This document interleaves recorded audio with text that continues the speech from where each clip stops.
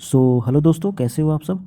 आज हम लोग चर्चा करेंगे आचार्य रामचंद्र शुक्ल के जीवन परिचय के बारे में कि उनका जन्म कब हुआ था, वे कब उनकी साहित्य परिचय क्या है, उनकी महत्वपूर्ण रचनाएं क्या हैं दोस्तों, सबसे आसान शब्दों में। तो चलिए जानते हैं दोस्तों आचार्य रामचंद्र शुक्ल के बारे में। तो देखिए दोस्तों, इसमें नाम में लिखा है कि आचार्य, इनका नाम जो पूरा है आचार्य रामचंद्र शुक्ल है। इनके पिता का नाम चंद्रबली शुक्ल है और इनका जन्म स्थान अगोना बस्ती उत्तर प्रदेश में हुआ है। और ये कब के जन्मे हैं, ये 1884 ईस्वी को इनका जन्म हुआ है। इनकी मृत्यु दोस्तों 1941 ईस्वी को हो गई है। और इनकी प्रमुख रचनाएं रस मीमांस, चिंतामणि, विचार विधि, त्रिवेणी मित्रता। और इनकी दोस्तों उपलब्धि है, ये निबंधकार हैं, अनुवादक हैं, आलोचक हैं, संपादक हैं।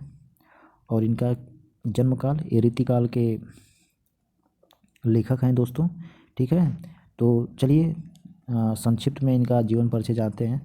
तो हिंदी के समीक्षक एवं युग प्रवर्तक निबंधकार आचार्य रामचंद्र शुक्ल जी का जन्म 1884 ईस्वी को बस्ती जिले के अगोना नामक ग्राम में होता है।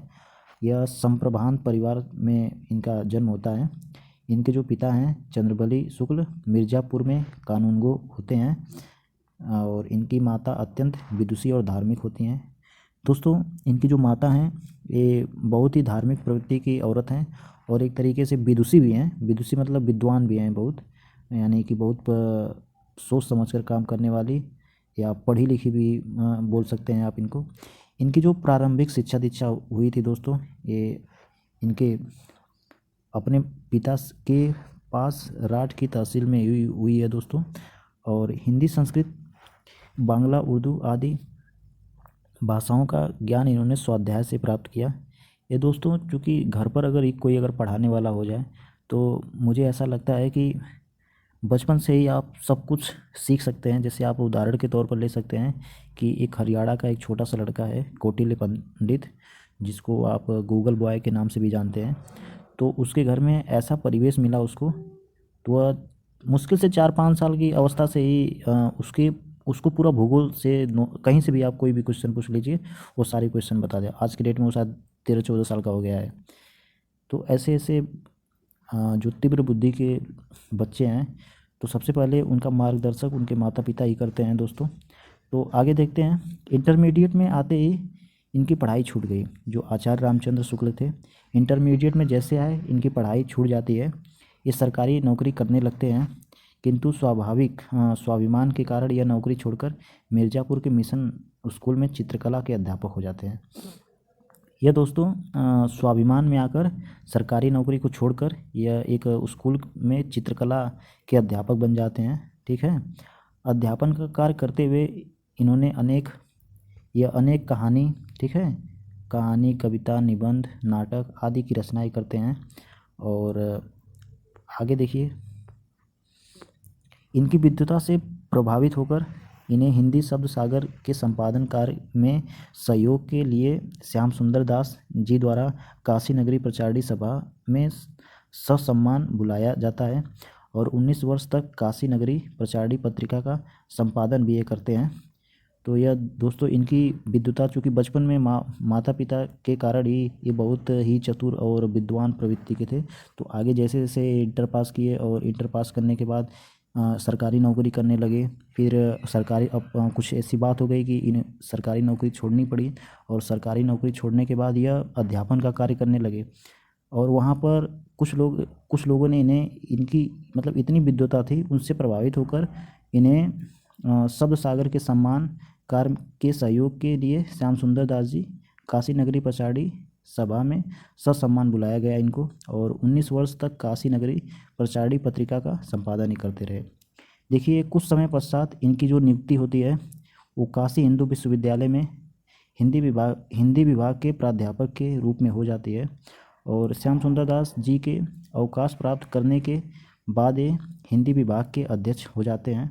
और रामचंद्र शुक्ल लेखन का शुभारंभ कविता से करते हैं और नाटक लेखन की ओर इनकी रुचि भी रहती है। और इनकी प्रखर बुद्धि इनको निबंध लेखन एवं आलोचना की ओर ले जाती है दोस्तों।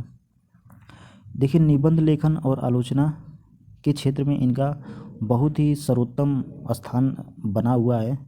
जैसा कि बहुत से ज्ञाता यह कहते हैं कि इनका जो निबंध लेखन के क्षेत्र में, आलोचना के क्षेत्र में इनकी पकड़ बहुत अच्छी बनी हुई है। जीवन के अंतिम समय तक साहित्य साधना के करने वाले रामचंद्र शुक्ल जी का निधन 1941 में हो जाता है और यह 1941 में इनका निधन हो जाता है दोस्तों। तो इनकी हम चलते हैं प्रमुख रचनाओं के बारे में जानते हैं। तो शुक्ल जी एक प्रसिद्ध निबंधकार, निष्पक्ष आलोचक, श्रेष्ठ इतिहासकार और सफल संपादक थे। जैसा कि आप लोग जानते हैं, पहला क्या है, निबंधकार, निष्पक्ष आलोचक, श्रेष्ठ इतिहासकार, ठीक है। तो इनकी रचनाएं चलिए हम देखते हैं। पहला निबंध के थ्रू हम लोग देखते हैं। तो इसमें संग्रह, पंचपात्र, पद्मावन और तीर्थरेणु और है प्रबंध, पारिजात, कुछ बिखरे पन्ने, मकरंद, बिंदु, यात्री तुम्हारे लिए, तीर्थ सलील आदि, ठीक है दोस्तों। और काव्य संग्रह, काव्य में ये संग्रह, शतदल और अश्रुदल। कहानी जो दिया है संग्रह, झलमला और अंजलि। और अगला है दोस्तों आलोचना में हिंदी साहित्य विमर्श और विश्व साहित्य, हिंदी उपन्यास साहित्य और हिंदी कहानी साहित्य और हिंदी शिक्षा आदि। और इनकी अनुदित रचनाएं जो है वो जर्मनी के मारिस मेटरलिख के 2 नाटकों का प्रायश्चित और उन्मुक्ति का बंधन जो है शीर्षक के अनुवाद। तो इनका जो संपादन है वो सरस्वती और छाया है। इनका देखिए साहित्य में भी बहुत बड़ा स्थान है, ठीक है। इनका जो है साहित्य में ये युग प्रवर्तक साहित्यकार भी थे और ये हृदय से कवि, मस्तिष्क से आलोचक और जीवन से अध्यापक थे। हिंदी साहित्य में इनका मूर्धन्य स्थान है एक तरीके से माना जाए तो। और इनकी जो विलक्षण प्रतिभा है वे आने वाले कुछ युगों तक इनका नाम चलता रहेगा दोस्तों। आशा करते हैं कि इनके बारे में आप लोग खूब अच्छी तरीके से समझे हैं और जैसा भी हो आप लोग कमेंट में बताइए। और मैं भी ये आशा करता हूँ कि आप लोग तैयारी अच्छी तरीके से कर रहे होंगे।